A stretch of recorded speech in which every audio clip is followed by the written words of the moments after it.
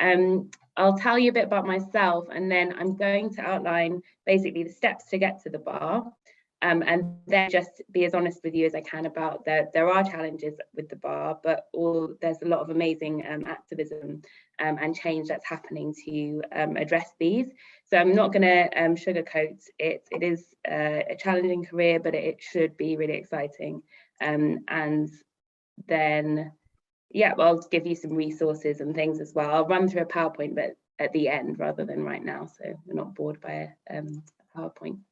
So my own background is I'm not a barrister. I'm the Equality and Diversity Analyst at the Bar Council. So my role is to ensure that everyone has an equal opportunity to succeed at the bar, regardless of background. And historically, that has been a challenge because women, ethnic minority, people of ethnic minorities, people with disabilities have not traditionally been highly represented at the bar. So that this is a work in progress and it is actually changing rapidly, and you'll hear more obviously from the barristers themselves, like Paris, who's just spoken to you about how this has changed. But my own background before coming to the bar, I was a student activist and I campaigned on race equality issues in my university. I actually have a graduate diploma in law as well as a degree in philosophy, and I am studying the bar training course but on weekends, just because I don't know why I seem to have some kind of problem where I'm obsessed with always working with barristers on the weekends and in the week. So I don't know why I'm doing this to myself, but I am studying the course, so that should help me to explain to you as well a bit about that. So starting then with the overview of the bar and how do you get to the bar. So I'm going to try and share a slide with you, which I'll take down quite quickly.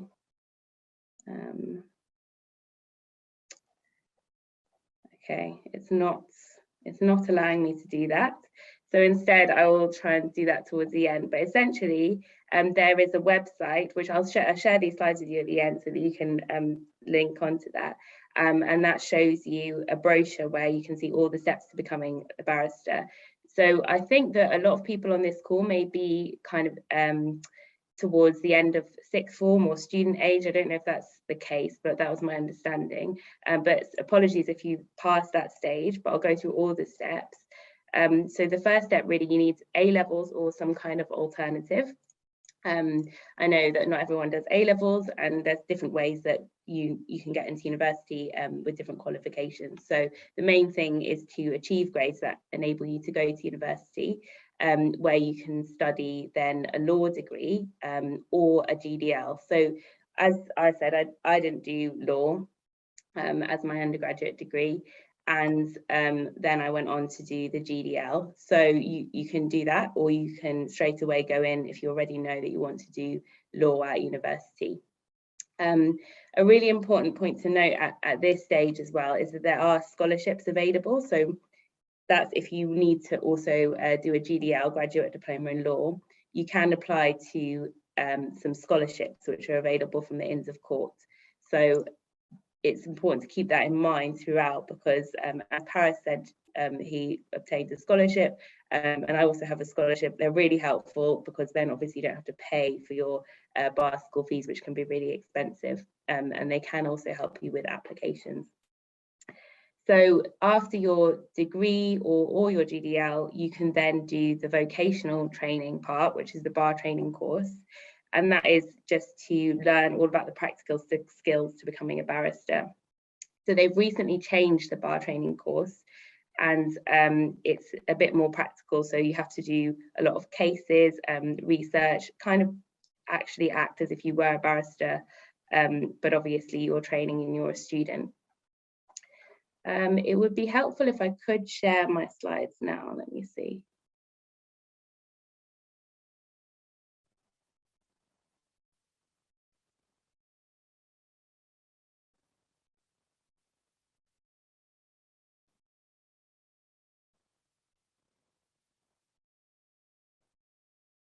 Can anyone see that?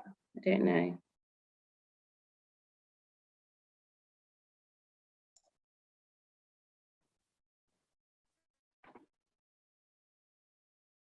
I don't know if anyone can see that. Hopefully they can, but I just wanted to show you a bit about the Bar Council, what the Bar Council is, because that's where I work.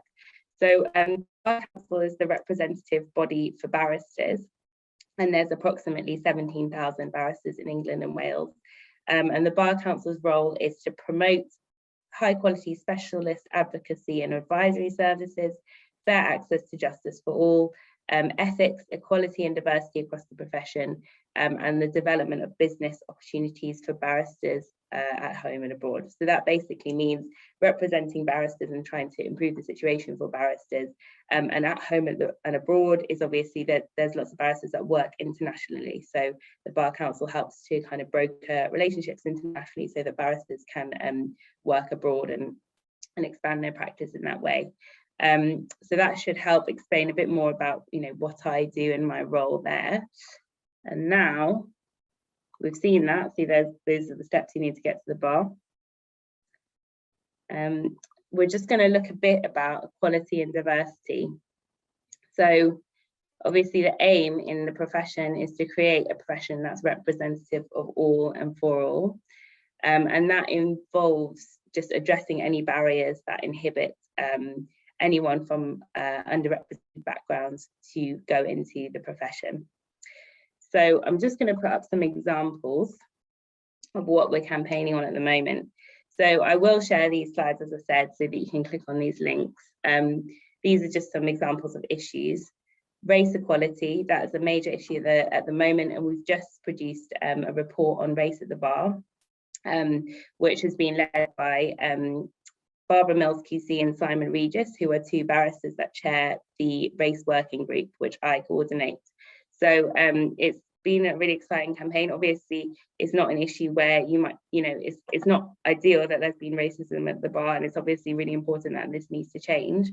But I just don't want people on this call to be put off by, oh, you know, why am I joining a profession where there's racism? You know, why isn't there total equality yet?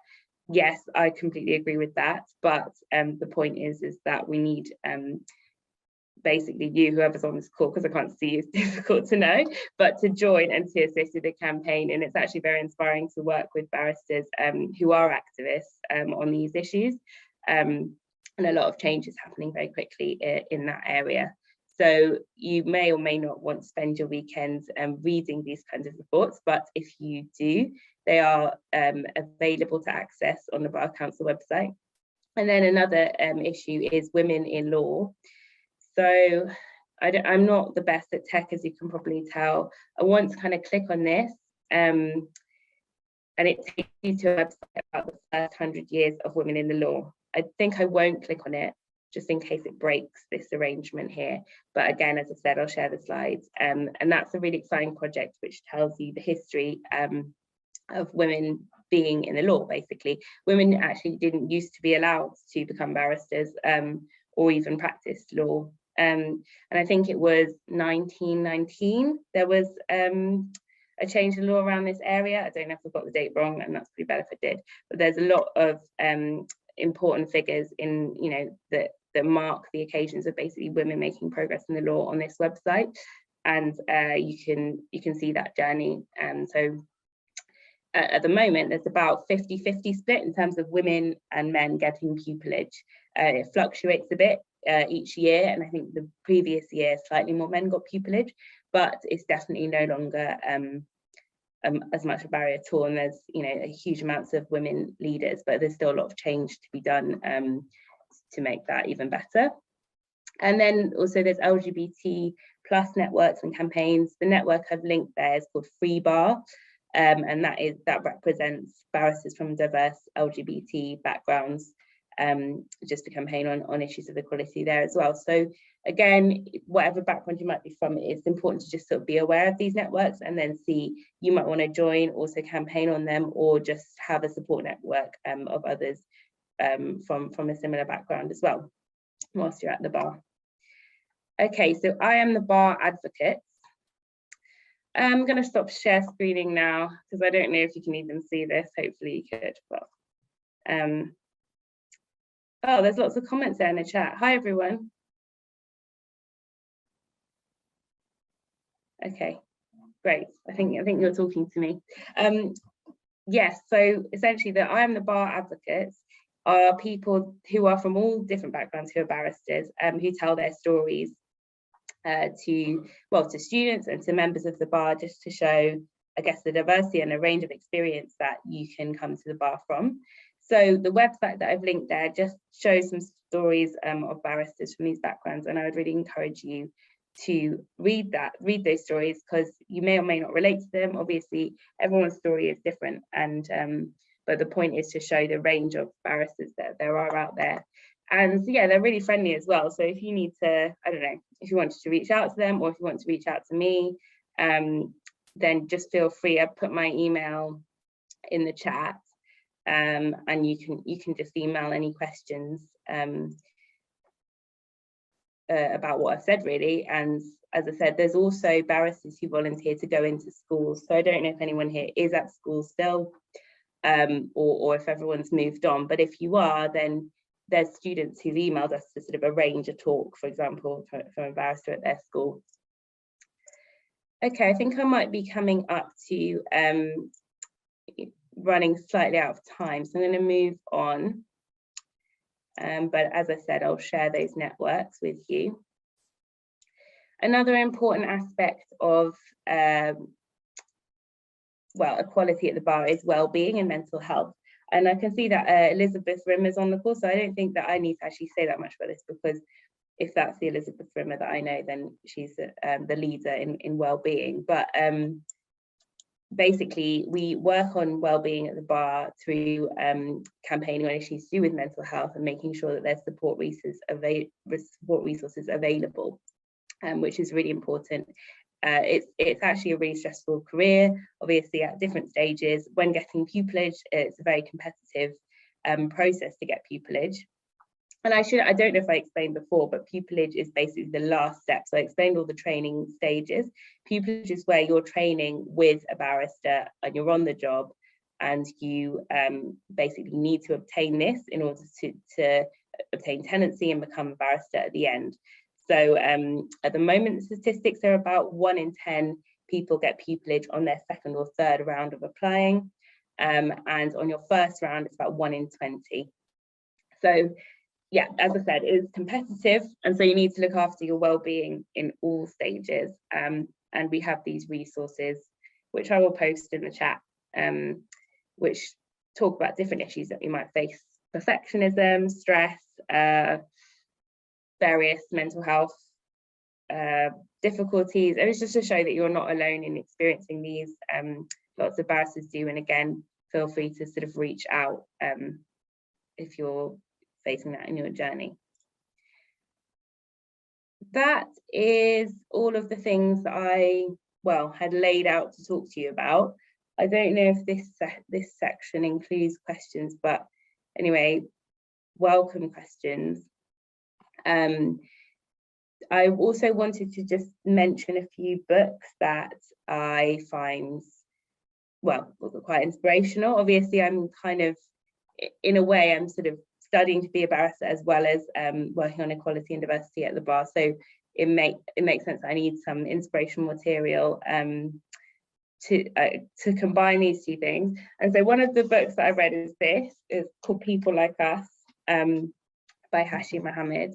And I would recommend that book to you, because it just talks about that barrister's journey to the bar and the barriers that he faced, but also just the extent that you can achieve if you're just determined from whatever background. And another book is called In Black and White. That's by Alexandra Wilson. I've worked with her on a couple of committees, so I would recommend reading that book as well. And another book is The Secret Barrister, and obviously the author is secret, so therefore we don't know who it is.